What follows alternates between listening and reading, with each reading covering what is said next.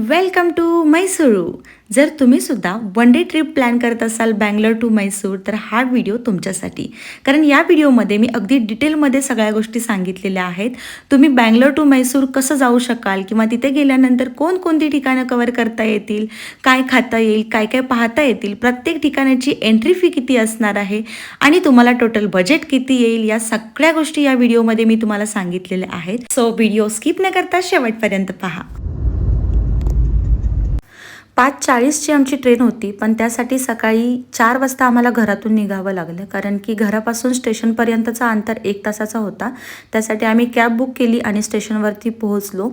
अर्धा तास लवकरच पोहोचलो कारण कोणतीही रिस्क नको यासाठी. मैसूर एक्सप्रेस ट्रेन होती, ज्याचं तिकीट आम्हाला पर पर्सन 180 रुपये होतं. आम्ही स्लीपर बुकिंग केलेली होती. जर तुम्हाला थर्ड AC वगैरे काढायचं असेल तर तुम्ही तेही काढू शकता, पण याचं तिकीट आम्हाला 180 रुपये पर पर्सन होतं. 3-3.5 तासाचा छान प्रवास करून आम्ही मैसूरमध्ये पोहोचलो. छान बाहेरचे नजारे एन्जॉय करत, कारण की नुकताच पाऊस पडून गेलेला होता, त्यामुळे बाहेरचं वातावरणसुद्धा छान हिरवगार होतं. 8:30 वाजलेत आणि आता आम्ही म्हैसूर जंक्शनवरती पोहोचलेलो आहोत. आता सगळ्यात पहिला आम्ही एक 4 व्हीलर बुकिंग केली, जी आम्हाला पूर्ण दिवसासाठी फिरवून पुन्हा इथंच आणून सोडणार होती, ज्याचं रेंट आम्हाला 2,000 रुपये पे करावं लागलं. पण जर तुम्हाला बजेट फ्रेंडली ट्रिप करायची असेल तर तुम्ही 2 व्हीलरसुद्धा हायर करू शकता, ज्याचं रेंट तुम्हाला दिवसासाठी 500 ते 600 रुपये पे करावं लागेल. पण जर तुम्ही 4 लोक असाल तर मी तर तुम्हाला सजेस्ट करेन की तुम्ही 4 व्हीलरच बुक करा. त्यानंतर आम्ही पोहोचलो चामुंडेश्वरी हिल्सवरती. सगळ्यात पहिला आम्ही तिथेच गेलो कारण सकाळची वेळ होती आणि सकाळ सकाळी मंदिरात जायला खरंच खूप छान आणि प्रसन्न वाटतं.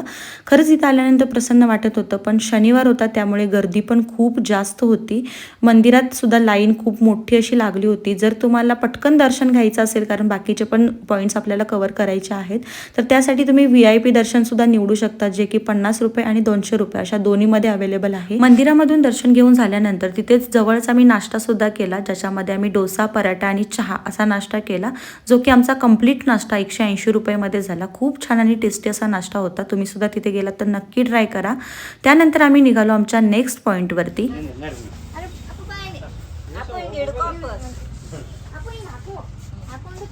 चामुंडेश्वरी हिल्सवरून येताना वाटेतच हा व्ह्यू पॉईंट आहे, जिथून तुम्ही पूर्ण मैसूर शहर पाहू शकता अगदी झूम करून.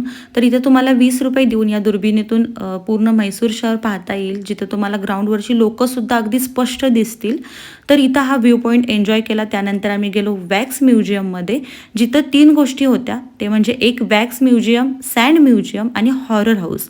तर या तिन्हींची फी 100 रुपये अशी होती, म्हणजे टोटल 300 रुपये पे करावे लागणार होते. पण जर तुम्ही कॉम्बो घेत असाल तिन्हींचा तर तुम्हाला इथे 250 रुपये पे करावे लागतील. जर तुम्ही लहान मुलांसोबत येत असाल ना तर त्यांना हा पॉईंट नक्कीच आवडेल.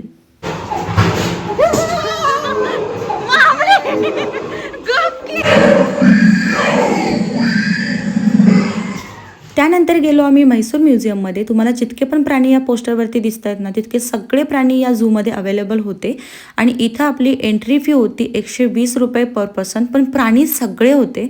तुम्ही जर म्हैसूरला जात असाल ना, इथे नक्की व्हिजिट केलं पाहिजे असं मी तरी म्हणेन, कारण खूप प्रकारचे प्राणी मला इथं पाहायला मिळाले.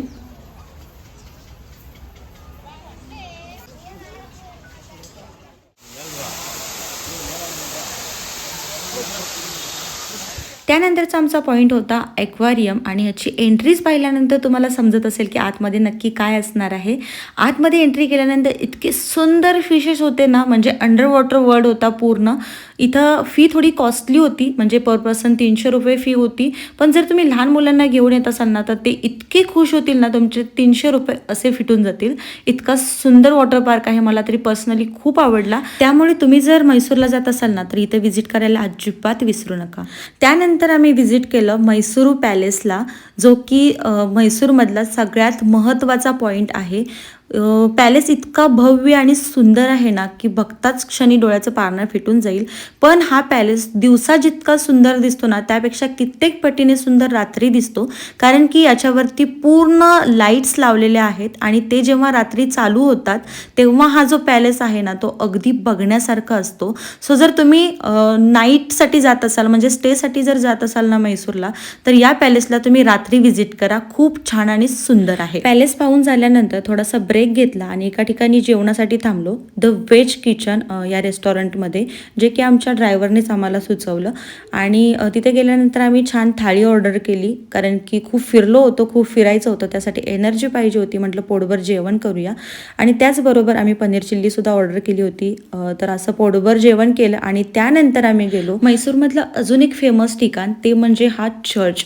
तर हा माझा पहिलाच एक्सपिरियन्स होता चर्चमध्ये जाण्याचा, कारण या अगोदर मी कधीच चर्चमध्ये गेलेली नव्हती. सो माझा फर्स्ट एक्सपिरियन्स आहे हा.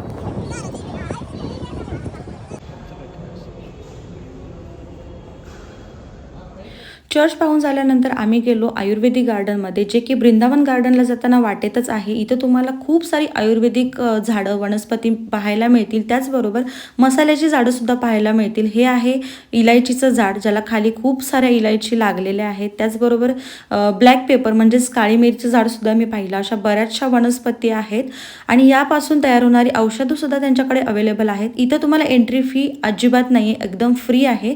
पण जर तुम्हाला काही औषधं घ्यायची असतील किंवा काही मसाले घ्यायचे असतील तर इथं त्यांचं शॉप आहे, इथून तुम्ही विकत घेऊ शकता जर तुम्हाला घ्यायचे असतील तर. त्यानंतरचा आजच्या दिवसाचा शेवटचा पॉईंट आणि मैसूरमधला सगळ्यात इम्पॉर्टंट पॉईंट म्हणजे वृंदावन गार्डन.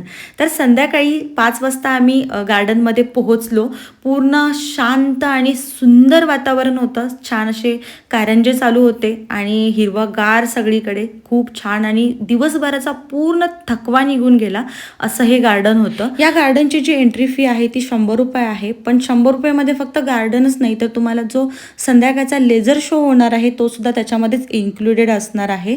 तर 6:30 वाजता हा लेझर शो सुरू होतो. त्या अगोदर थोडंसं स्नॅक्स वगैरे एन्जॉय केले आणि जिथं लेझर शो होणार आहे ना, तिथं जाऊन आमची जागा आम्ही पकडली, कारण खूप गर्दी होती, खूप लोक येत होते. आणि हा जो शो आहे तो 3 पार्टमध्ये होता. आम्ही पहिल्याच वेळेच्या लेझर शोसाठी बसलो होतो.